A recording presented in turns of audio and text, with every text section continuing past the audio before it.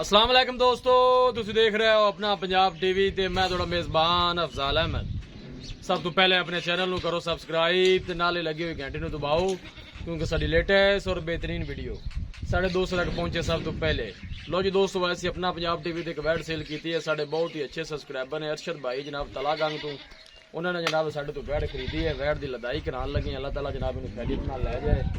अल्लाह ताला जनाब उन्होंने नसीबा नहीं करे। दिखाओ जी कैमरा मैन साहब, यह जनाब वैड सेल की है। कल ने जनाब यूट्यूब पे वीडियो लाई सी।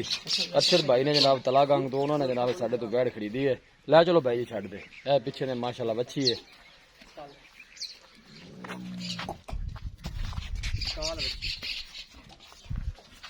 यह जनाब लदाई करान लगे हैं।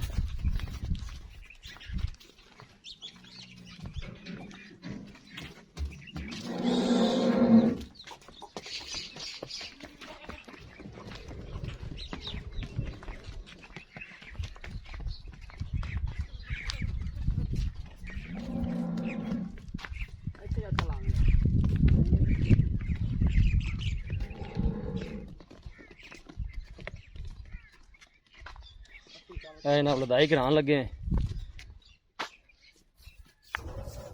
दवाई करा के जनाब लदाई करान लगे हैं।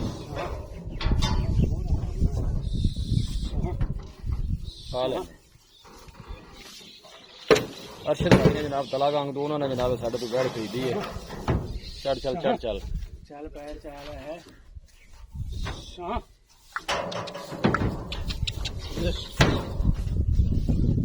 लाओ जी डाला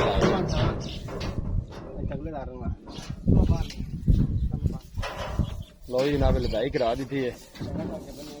अल्लाह के फजलो करम दे नाल अपना पंजाब की टीम इस तरह जनाब चलती रहेगी। किसी भी पहले वीर भाई ने कोई जानवर खरीदना हो साडा राबता नंबर है 0301 45 52 144 0301 45 52 144। इस नंबर से साड़ी व्हाट्सअप बनी है। पुरानी शाड़ी पा दी है। वीडियो पसंद आवे लाइक तो शेयर जरूर करना है। मिलांगे एक अच्छी और लाजवाब वीडियो के नाल। अपने मेजबान अफजाल अहमद नूं दो इजाजत। अल्लाह ने